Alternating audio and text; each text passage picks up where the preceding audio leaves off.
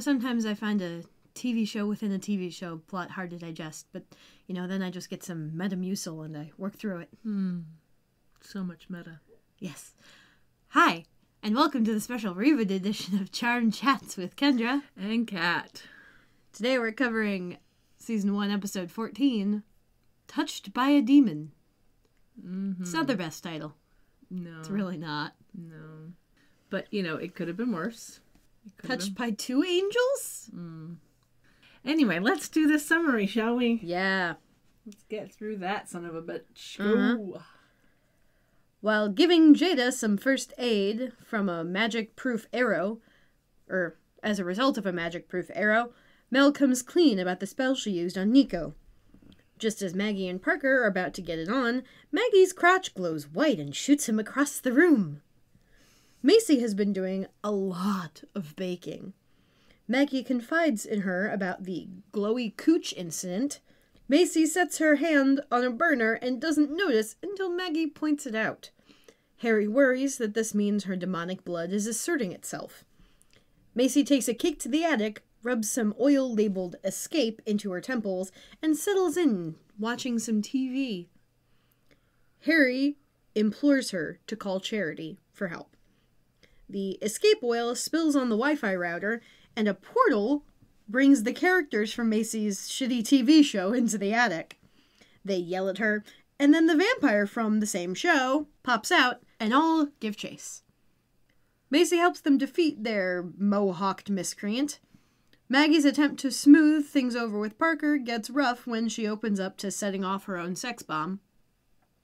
Nico tells Jada the identity of the couple who hired her, and Jada realizes they want revenge for a hex she put on their dad. Meanwhile, the portal in the attic is continuing to cause problems between reality and fiction. Mel finds a bunch of bridal magazines in Nico's car on the way to the stakeout and has feelings?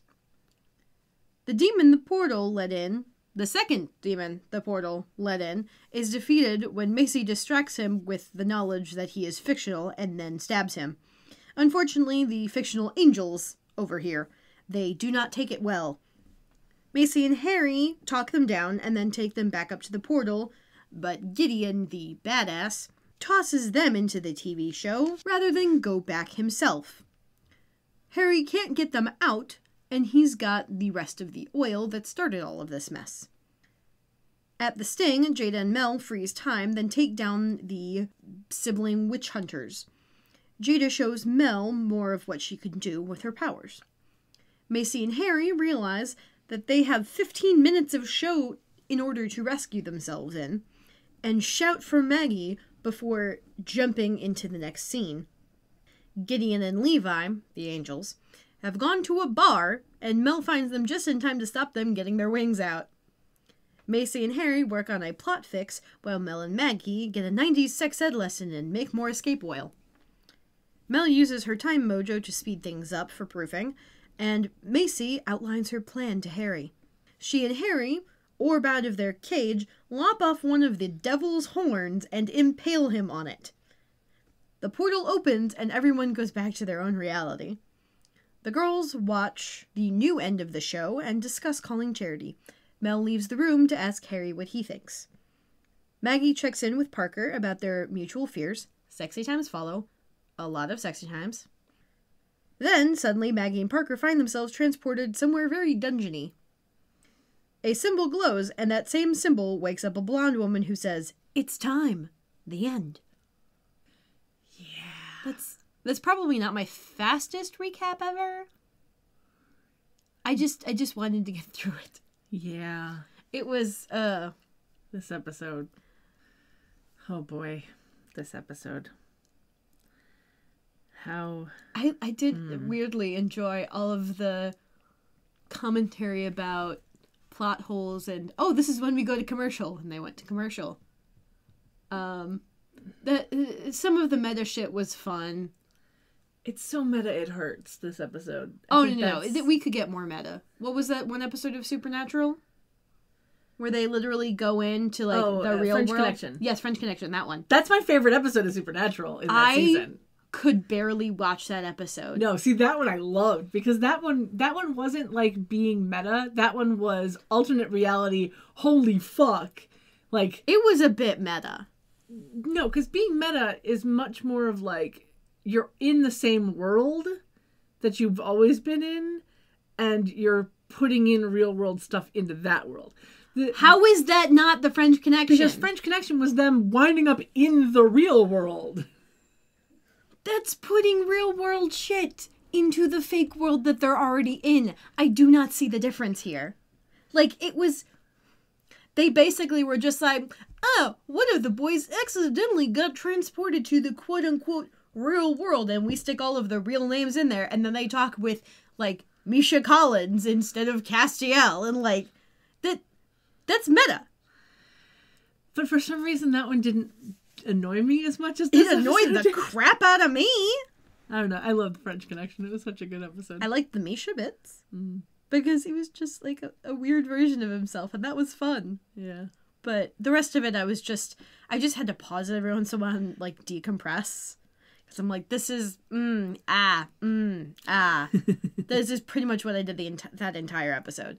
Yeah. This one, I was just kind of, like, stare off into the distance because something was said, and I just had to, like, look away in order to process it for a sec. Yeah. This one was painful. Yeah. So starting out at the beginning, I love that Mel is finally telling Jada about the fact of, I put this spell on Nico, so she doesn't know that we dated. Yeah. I get that. But then... And then the first thing she says after that is, oh, but it's over. Right. Like, that's not what you needed to say, sweetie. Right. No, but for me, my thought process is that she's saying, you know, like, no, I know Nico, and she wouldn't do this. But I was like, but you don't know Nico. No, you don't. You knew a different version of Nico. Mm-hmm. This is not the same woman, and you have to stop thinking like she is. Yeah. But when Jada mentions this like spell thing that would have just hidden her from whoever was after her, Arcadia shield veil something. Yeah, whatever it was. Smokescreen. Yeah. My question on this is, the elders didn't tell Mel about this spell, but they allowed her to do a spell to rewrite history. Yeah, that seems like it would have much farther reaching consequences. Like, there's so many questions that this brings up of, like, did they actually not know about this, like, witness protection type spell thing? That seems far-fetched. They wouldn't know about it? Because, like, you'd think that they would have gone with the easier option. Yeah, I don't know. But instead they're like, nope, Nico has to go. Just completely out of your life. She never existed. Okay, we're good with this. Mm-hmm. Like, and this is why I'm like, I don't trust the elders. Because, like, if they had known about this spell, you'd think they would have gone with the easier option. Well, but if they knew that the current option at the time was that demons would have elder blood, like, she found the vials and shit, and the hunter got the vials. Right. So if they knew that, like, certain shit had been stolen, that they didn't want to be stolen, that could risk something happening. Maybe. Then maybe, I mean, they didn't know that they didn't know Harvey wasn't with them at the time, so. True. I don't know. Maybe they were just like, we don't want these demons to get these weapons. True. Because, like, maybe this detective was working on the thing, and maybe if we send her back, then something. I don't know. Yeah. Well, because then the other option in it is the, I don't trust Jada, and she's lying about this spell. You know, there's two sides to this. Maybe. Yeah. Like, but I think that the whole Jada thing in this is she's... Sorry, it's the Acadia smokescreen, not the Arcadia smokescreen. I just remembered. Sure. The thing that I have with Jada is that in this episode she teaches Mel how to use her time powers. Use a time power of, you know, if you just focus on this one object and see it, you know, in the future. Yeah. And imagine what it would look like in the future. and now it is that thing in the future. Like, I love that idea. That's a really cool idea. And I'm I wondering love that why it didn't affect the woman's finger. Because she wasn't looking at the finger. She wasn't focusing on the that's finger. fair. She was only focusing on the ring. Yeah. That could still go wrong real fast. Well, yeah. But I like the fact that they then use that later on of oh, this oil that we need to make needs 2 weeks to cure or whatever. And it's like, okay, hold on. I've learned this thing. Let me, we've got 2 minutes. All right. Yeah. Let me get this 2 weeks in a minute. In another show, they would have a try-fail cycle of that specific thing where without guidance, she wouldn't be able to do the thing, and then emotional thing happens, and then suddenly she's able to do it. Yeah. But not in this show. We don't have time. No, and I like the fact that they did that, and I hope that spell comes up again. That would be fun. Like, I think that's the biggest thing about I like that using it on this. the oil didn't have any personal gain, like kickbacks. Because, I mean, technically it's for Macy and Harry. But, like, it's also for you. But, yeah. I hope that... I like the blue light that happens. You didn't notice it was blue, did you? I didn't. No. Anyway, there was this blue light that happened, especially with the bottle. The little oil bottle. Because it starts off clear and then it turns brown. Because that's the proving process or whatever the fuck. Mm-hmm. I guess it's got to oxidize. Yeah. And which is weird because how can it oxidize if there's a cork in it? These are the questions I have. And then she just kind of like cups her hands around it, and then a blue light happens, and then suddenly she lifts them up, and it's brown, which is really cool. It looks like sesame oil. Interesting. Also, your one Wi-Fi router is in the attic. No, I kind of understand that because higher up it'll get a better signal because that's what Macy was saying was like it's just the signal's better up here. I get that. That was fine. My annoyance with the whole Wi-Fi router thing is this oil that's named Escape drips onto the Wi-Fi router and then we hear modem sound. I'm sorry, what? I did not know what modems sounded like, so that was that was beyond me. Yeah. That was 1990s like modem connecting to the internet sound. That's what that screechy whaley sound was. That was my childhood.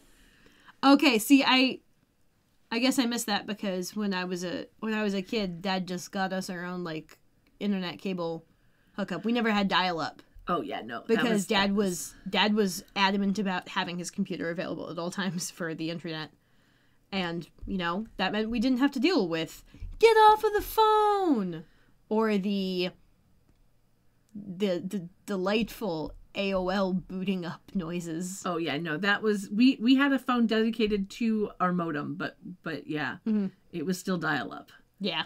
Yeah. No, that was my childhood sound right there. I was just like, oh.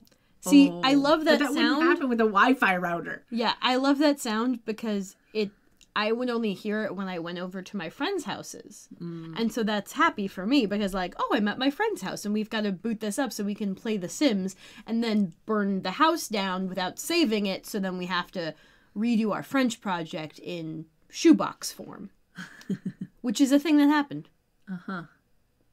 Yeah. The logo showed up in like that ice glass thing that I think we've had before. Maybe? I feel like not that exactly, but similar. Mm-hmm. It looked very familiar. Yeah. Like we've had that before. I don't know. It was very, very similar to something we've had before. If it wasn't probably. The exact thing. I love my notes, and this just shows like I do this as I'm watching the show. My husband's like, "Wait, Macy had sex and now she's becoming more demon. What kind of message is this now?" Oh yeah. Like what? Yeah, that's unfortunate. Like, the way that happened was just, the timing on that was a little weird. I was having a little, like, Buffy moment where it was like... Angel? What? Yeah, exactly. Like, you had sex and now you're becoming more demon. Like, what the fuck is happening? No. I love that the through line of orgasms make weird shit happen if you're a witch, like, is still happening. Because, like, with the original series, Piper would just randomly freeze things. Yep. Thankfully, I guess she never progressed to blowing them up during sex. Yeah. Could have meant bad things for Leo. Yeah. And then Macy's like, yeah, the bed levitated. Yeah. And then later, Parker just fucking phases them both and the sheet through the floor, through the other floor, and then through the basement into this, like, some dungeony trap thing. With no doors. What did I write? Maggie and Parker finally have sex, which unleashes his demon and drops them into a trap, because of course it does. Yeah, it's clearly like some kind of demon trap under the house. Yeah. But like, I want to know how they get out. Because at first, when I saw that they got into that, my brain was like, oh, was this why his dad wanted them to get together, so that when they had sex, it would like drop him through and he could trap them? Yeah. And then I didn't watch the preview for the next one, but I did read the summary for the, like, up on the Xfinity, and I'm like, oh, okay, so this is, like, part of the Vera. They called it the Vera Manor, and I'm just like, that's a house. Yeah. Like, it's big-ish, but it's not that big. It's not Halliwell big. So, and it's also probably not that old.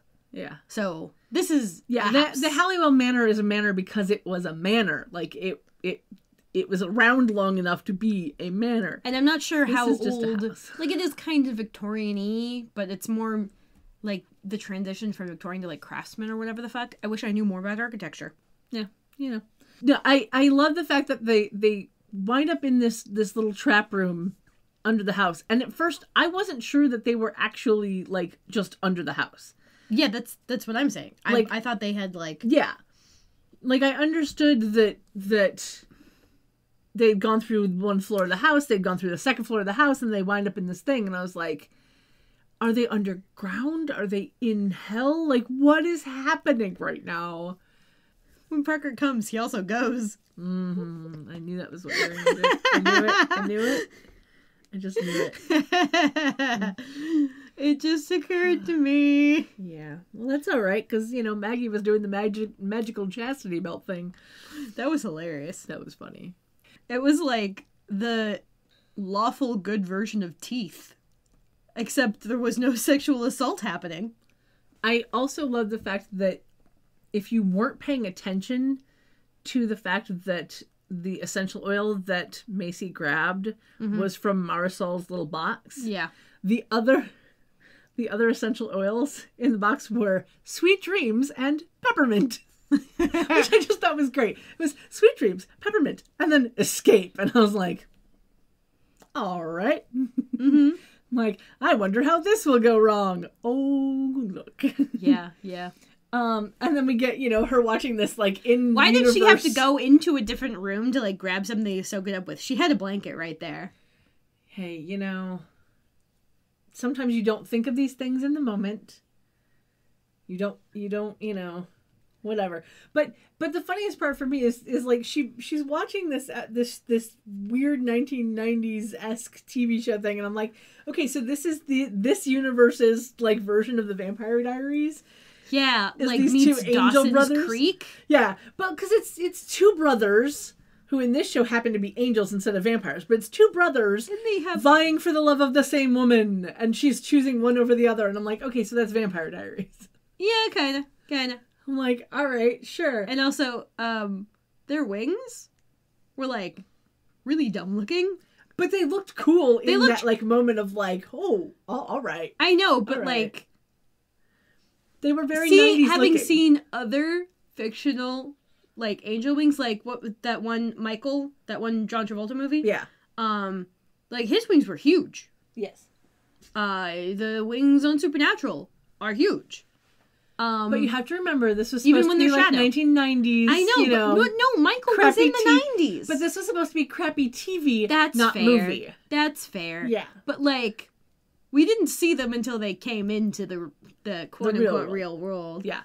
I did like the unfurling and, you know, recovering effect. That was interesting. Though my question, right, okay, so they come... They just look like they've been chopped off somehow. Yeah. They escape from this portal, from this TV reality, and they pop their wings and whatever. Why does he immediately think that the computer that's sitting on the couch is a weapon?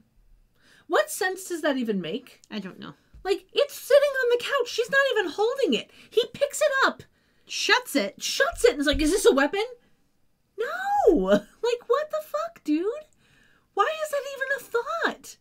Like, and it wasn't even like it was pointing at him. No. It was pointing away from him. So it was just, again, this episode was like, what the fuck is happening, and when did this show become stupid again? Because, like, I'm so confused. Technically, it wasn't the show that became stupid. It was the show within the show that was very stupid to begin with. Apparently so.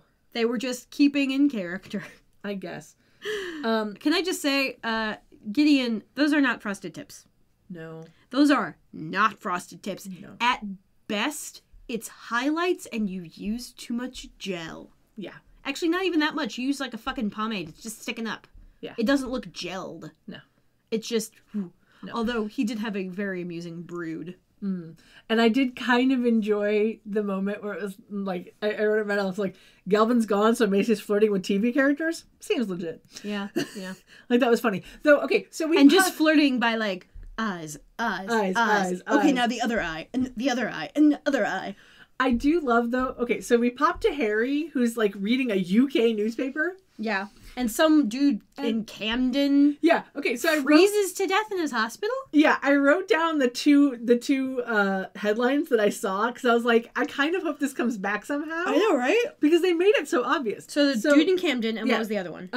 Aylesbury Castle restoration uncovers astonishing 380-year-old murals. Okay, maybe they'll come back. I feel like the freezing to death. I think the freezing to death thing would be the most likely, though. Yeah, because honestly, that just makes me think of the demon from the first episode. Yes. Yeah. No, it was just funny because it was like they were so like he's reading this UK newspaper and it's like, okay, how is this going to come back ever? Because we know that he now knows where his kid is in Europe, in London, in England, wherever, wherever he was. I can't remember exactly what city in England he was supposed to be in, but like Sheffield? Yeah, I don't know. Manchester? Cheshire. I don't know. One of those three. Sure. Probably Mansfield, I want to say. Which is a completely different one than anything you said already. Is it? Yeah. Oh, fuck. They all sound the same. Oh, and it's beautiful. I read too much, fiction that involves relatively short distances in the United Kingdom, and they're all like, because it's historical, like all of them are, it takes like a day to get to Kent, and I'm like, I could drive that in like an hour. Yeah. So it's just, I don't know, my brain can't properly gauge, because I once asked someone, if you were to just drive from the southernmost tip of England, like Dover, all the way to the farthest north you can get in a car, how long would that take? And then they started talking to me about, like, how long they would road trip that as. And I'm like, no, that's not the question. How long would it physically take you to drive that distance if you just kept driving? Yeah.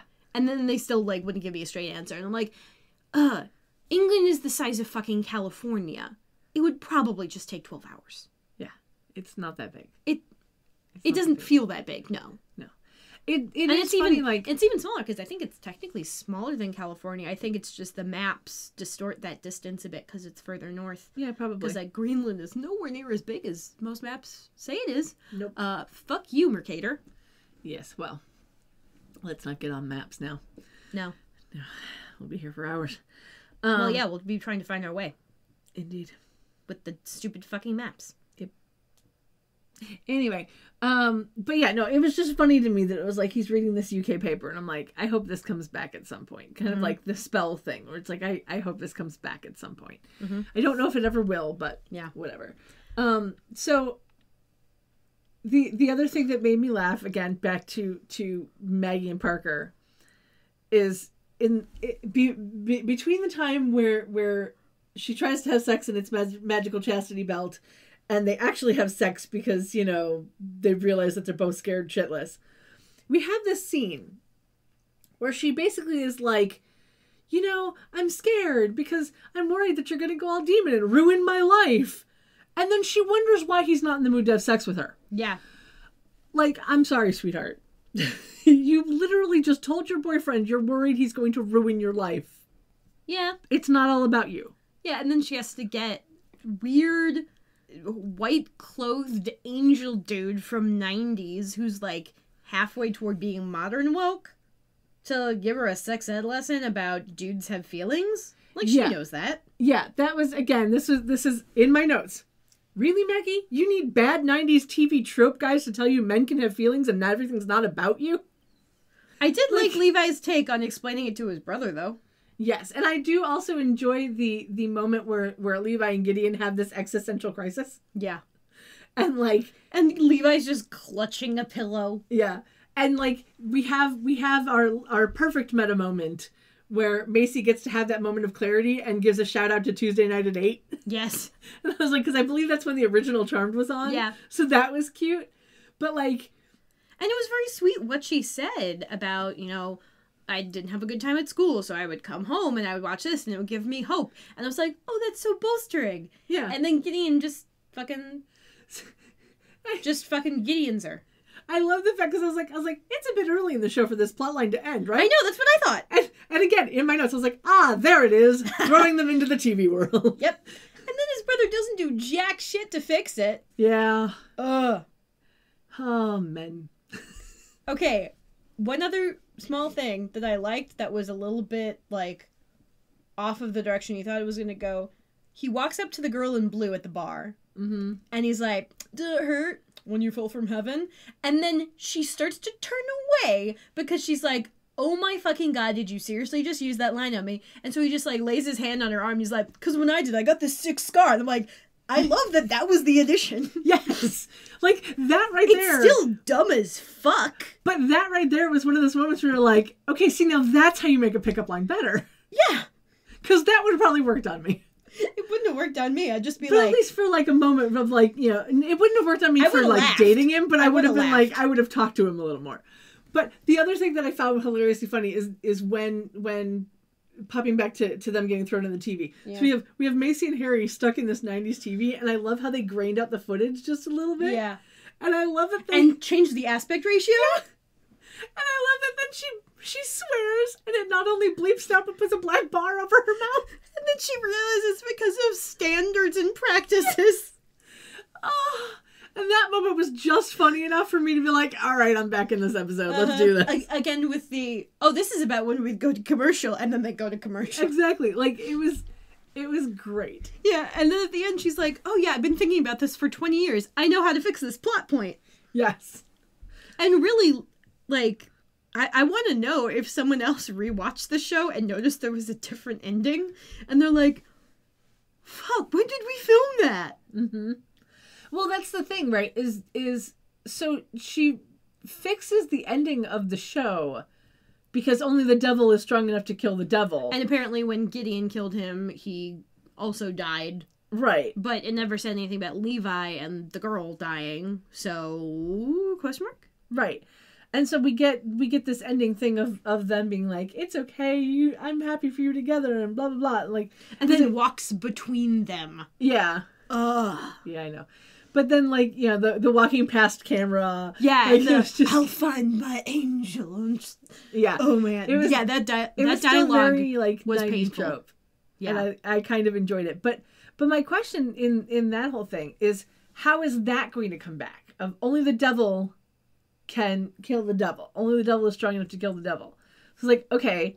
And so I'm always going back to how is this gonna thing? I was like, okay, so how did they get Alistair to kill himself? Ooh. Right? Yeah. Because now okay, well, only the devil can kill the devil. Only the devil is strong enough to kill himself. So how do you get Parker's dad to kill himself? I wonder if they lifted that from Incredibles. I'm sorry, what? No, they probably didn't. It just made me remember the bit in The Incredibles where Mr. Incredible realizes that the only thing strong enough to pierce the machine that's rampage, the first movie, that's rampaging around the city, is with the machine itself. So he's got the rocket powered claw thingy. Oh, and it's been a while since I've seen that one. And he makes it fly through and take out its core or whatever the fuck. Yeah. That just reminded me of that. So, it probably wasn't intended to be an Incredibles reference, but it kind of was for me. But yeah, it's really funny how, a sword won't kill the devil necessarily without also killing you, but it will totally lop off one of his horns. Yep. And oh man, they cut him to the quick. And beyond. Back to we have the other plot line of Nico and Oh, yeah. Jada and all of that. Why wouldn't they just let the police handle that? Yeah, I mean, Because, at that point, all they're going to do is go in and see these people walking around with crossbows and be like, that's a weapon. You came here with a fucking weapon. We know you're goddamn guilty. And, like, maybe they'll spout something off about, like, that bitch, like, hexed my dad or whatever. Who cares? They'll be called crazy and it'll be over. Right. But okay, and they won't have had to disappear in the middle of all of those police officers, go inside the building, which, if you'll recall, from the original series, whenever Piper left the room, everyone would unfreeze. So we don't know that that is not the case with this. And so she is risking Nico discovering that she is just fucking gone. So this is where I mean, hey, badass, like, kicking around scene, but also those rings were, I've been seeing these all over Etsy, where it's like a piece of wood that's like burled, so it's like really rough on this one point, and you like you can put like glitter and shit, and then you put colored epoxy over it, like in a mold and whatever, and it makes it look like mountains. And that's what those look like. Okay. So yeah, Etsy rings are apparently spell protection. Sure. Cool. Again, in my notes, we've learned that Jada can wipe people's memories. We've been told this. So my thought process here was they freeze Nico in the middle of all of these cops, run to a building that's like a block away. We've been told is a block away. Yeah. So it's like, I hope that Mel's power keeps everybody frozen long enough for them to do all of the shit that they're happening. Or they're going to have some major explaining to you, like, how did you literally disappear from in front of my eyes? And it's like... Or from directly behind me. Right. I was like, okay, so is Jada going to have to memory wipe everybody? Yeah, it was... Or, like, there's a lot of poor things... planning. It kind of reminded me of the episode with Piper in the herb shop, where she froze with the ninja people. Oh, where she froze everyone in the shop. Ninja Girl goes through the fucking window, breaks the window, and then Piper just leaves. Yeah. I was like, I'm sorry, what? I mean, it doesn't just remind me of that with Piper. It reminds me of like half of the shit that happens with Piper and like Daryl. Yes, yeah. But like that was the first thing that popped into my brain was Piper in that room of like, this batshit insane thing happens. I'm just going to disappear from in front of your eyes. Oh, and your window's broken. Yeah. Like, no explanation, no follow-up, nothing. And what's going to happen when Nico gets into the warehouse thing, whatever, and sees them tied up? Like, who the fuck did that? Now, granted, if they manage to work through all of the... Oh yeah, we get back and unfreeze her in the exact positions we were. Let's hope they remember what those were. We'll have a solid alibi for this period of time, provided no one glances down at their cell phones and realizes time has moved forward, because your cell phone is definitely going to automatically update. Yep. It'll just be like it was on airplane mode for 10 minutes. Yep. And you're like, shit, where did those 10 minutes go? I could have sworn we got here like 10 minutes earlier. Huh. It's weird. Yep. Because, yeah, your watch won't. Your phone will. Yep. Another complication with modern technology and magic. Yep. Well, I mean, your Apple Watch probably will. Possibly. Also, the fact of Jada hexing people. Yeah, that's like, we've been told they're not supposed to hex humans. Is this the reason? Because when people find out that they've been hexed, they come after you? Is that like the only reason? Because, yeah, probably. You know, and I just have to put it out there because, again, this is where my brain goes. It's like, you know, this whole sexual tension thing that they're trying to put into this whole Nico, Jada, Mel triangle thing could just be solved with polyamory. I'm just saying. Yeah. Just all date and be happy. And most love triangles can just be solved with polyamory. Especially when it's like just a bunch of, you know, lesbians or gay guys or something. Or like bifolk. Like, that'll work. Yeah. Yeah. You know. Yeah. It's a thing. It's a thing. Just, guys, choose polyamory. I mean, Don't use it to solve your problems, but Correct. it is an option. Yes. The biggest thing I've actually been having to explain to people, the biggest difference between polyamory and monogamy with cheating is polyamory, everybody knows about everybody else and everyone is okay with the situation. If you are doing it well, yes. Yes. Monogamy with cheating is one person is dating one person and they got someone on the side. And neither of them know about each other, or the side person knows about the main person, but the main person doesn't know about the side person. Or if they do, no one talks about it. Yeah, and like that's not the same thing. Polyamory is an open, honest communication between all parties involved, and it's a beautiful thing. Yes. When done properly. Yeah, I have a fair few friends who are involved in polyamorous groups. They all live together. Or, well, some other friends I know as well. Yeah. Like, hi, me, how you doing? Yeah. Live together, have puppies and kitties who all live together. Yeah, I don't live with It's mine. lovely. And hey, you can get better houses to rent. Because more of you means more people contributing to rent. Exactly. It's just like roommates with benefits. Yes. Lots of roommates. Lots of benefits. Mm-hmm. Hopefully lots of puppies. Anyway. Everything comes back to puppies with me. Yes, indeed.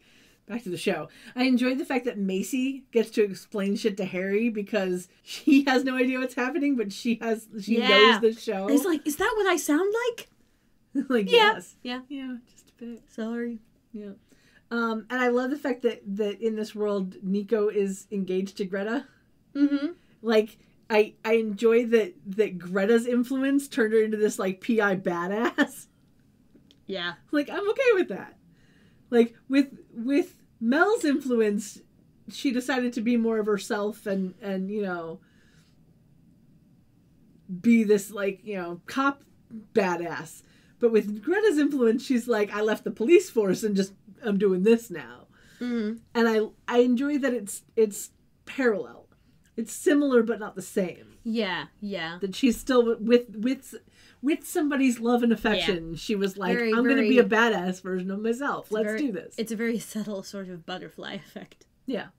Oh, yeah. Okay, so we get at the end, we have Macy deciding that she's finally going to contact Charity, which is fine. Like, yeah. I'm going to contact the elders because that's what we're supposed to do. And Mel gets pissy about it and is like, well, I'm not going to be a part of this. And it's like, and now she's back to being one-dimensional. Just for that moment where it was like, I understand where she's coming from, but it was that little, like, you had so much character growth. Don't backpedal now. It didn't feel like backpedaling to me. It felt like it was going, it didn't wind up going that way, but that's how it felt like. It was like, I'm not going to do this. I'm not going to do this. But it was one of those where, like, it didn't wind up that she backpedaled, but it felt like it had the possibility to go in that direction. But is that you reading the plot, or is that your own annoyance with her previous character was kind of seeping through? Possibly. It was one of those moments where... Because honestly, it was a very realistic way to react. Like, she's leaning more towards trusting Jada, and Jada has been telling her all these things that the elders, if they didn't intentionally keep from her, definitely should have known about. And it's frustrating that she didn't get all this information from the channel she's supposed to get it from. She's getting it from a side channel.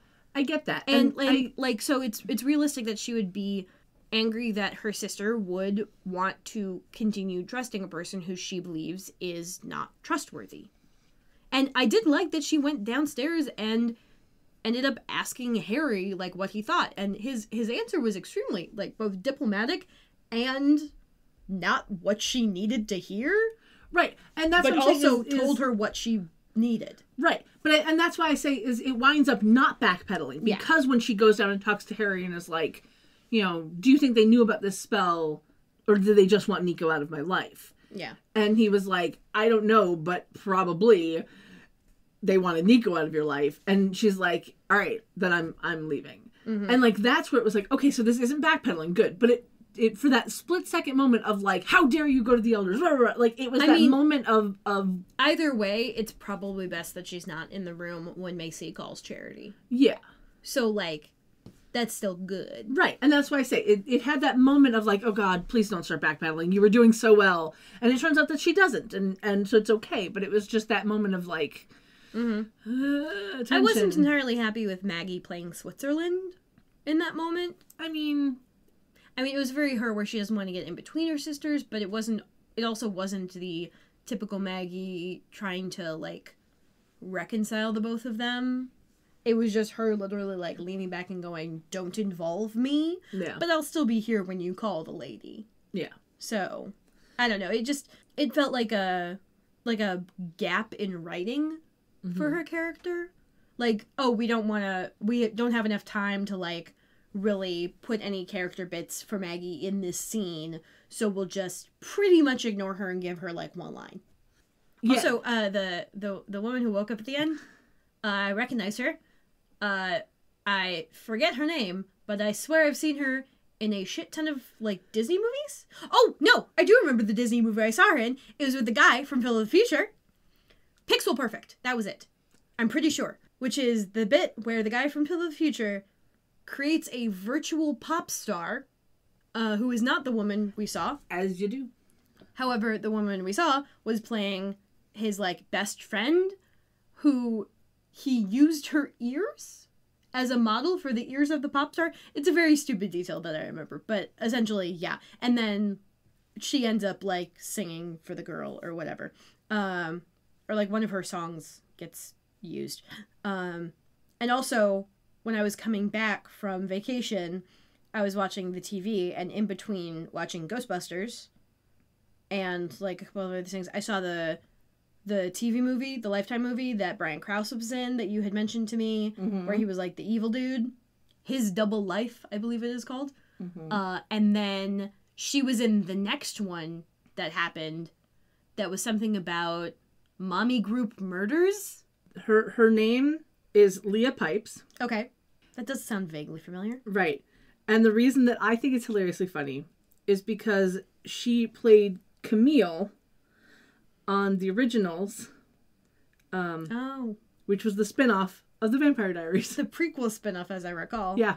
She was also on an episode of The Vampire Diaries as Camille. Yeah. But she was on the spinoff. That's the good thing about running, like, a prequel series involving vampires, is that you can just use the original actors. They'll look the same. Yep. As long as it's not too much later.